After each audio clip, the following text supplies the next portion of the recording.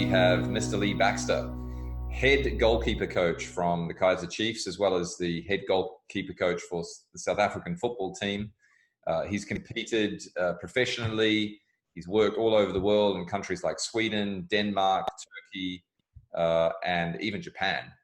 And today we've got Lee here with us. We're going to be talking about communication and how important communication is right now in the COVID-19 world, when everyone's working from home, everyone's separated. It's a big problem in business right now. So let's welcome Lee. How you doing, buddy? Thanks, man. Thank you. Excellent. Good to see you. So we had a chat about communication earlier and how important it is, and some of the challenges, you've been facing being isolated in the COVID-19 world.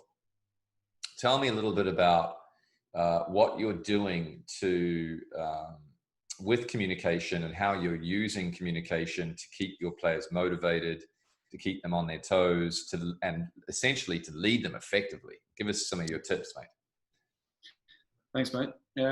Yeah, it's weird. Where we are at the moment is quite strange, because we're a very physical group. Everything we do is movement based, and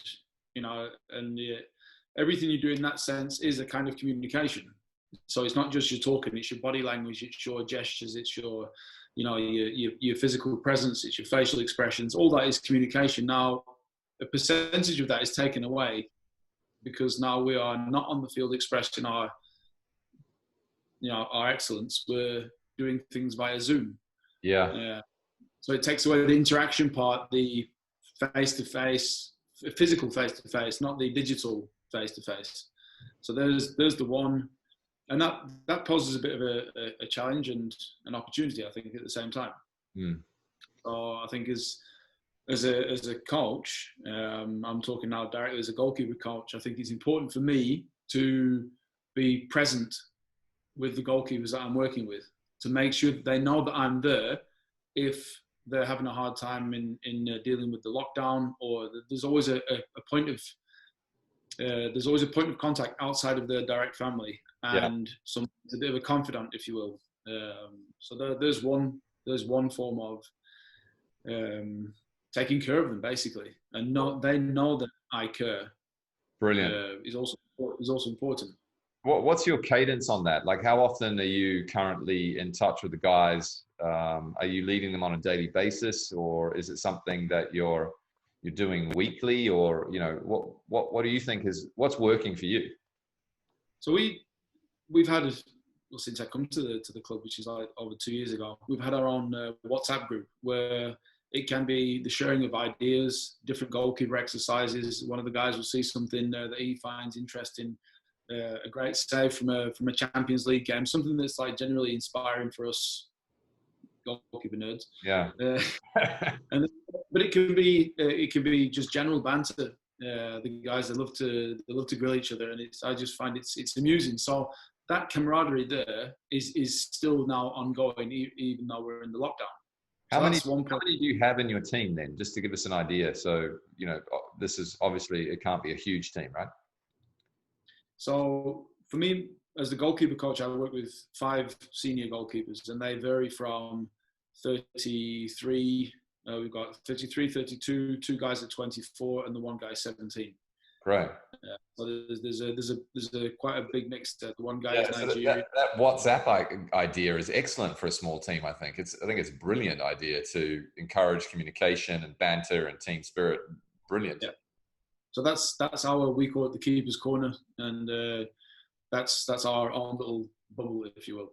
Yeah. So that's the one thing. Then the Zoom sessions have become quite frequent, and which is also a nice thing to do and to see, because when the guys see each other in the morning, when we join the Zoom sessions, the jokes are just, I purposely ask the guys to log on 15 minutes before the session starts, and then I leave the computer just running so they can just grill each other, and then when the time to start training starts, then I join, and then that's it. I mean, it's up and running.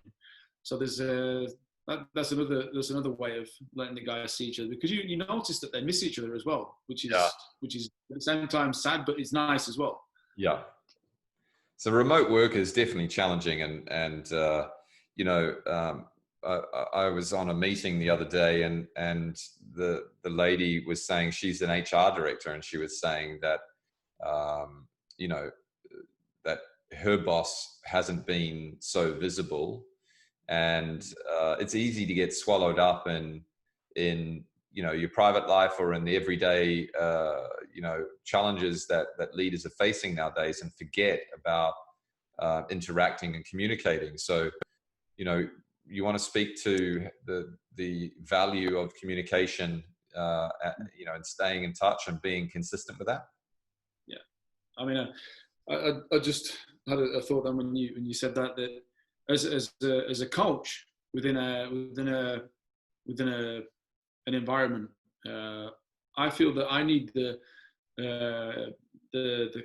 crumbs of information that I can get, so I can see a bit of light at the end of the tunnel. Yeah. In regards to this lockdown, when can we go back to literally what we want to do, which is train and play football?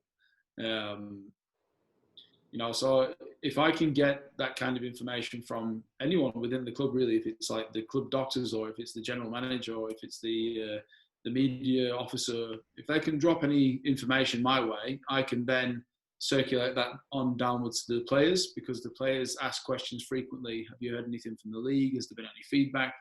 So that makes me think that they also need it, because, if you don't have a like a guiding light, yeah, right. It's like well, I mentioned before, even if you're sitting in prison, you have an end date where you're going to be released, and you know that, so you can scrape the numbers on the wall as much as you want, and then okay, I've got 2 days left and I'm out. But then here it's, the information that gets trickled down is, just give an example. Oh, we're in lockdown for 3 weeks. Okay, now it's 5 weeks. Now we're in level 4, but level 5 was never mentioned. And then, people start asking questions automatically, because the information that's being passed is not, it's not clear. There's too many questions around it. And I feel if that's a leader saying that, then I pass on unclear information down, and it becomes like this poor spiral. Yeah, it cascades negatively down the organization, right? So I think transparency is really respected. So if you say, we've got between 2 to 4 weeks, it could be 2 weeks on a positive, but we have to look at, it could be 4 weeks, and make it concrete. And then when it goes 3 weeks and then it's cut down, then people go, no, actually he had a point there. But if you say 2 and it could be 10, or it could be 12, or then it just becomes vague.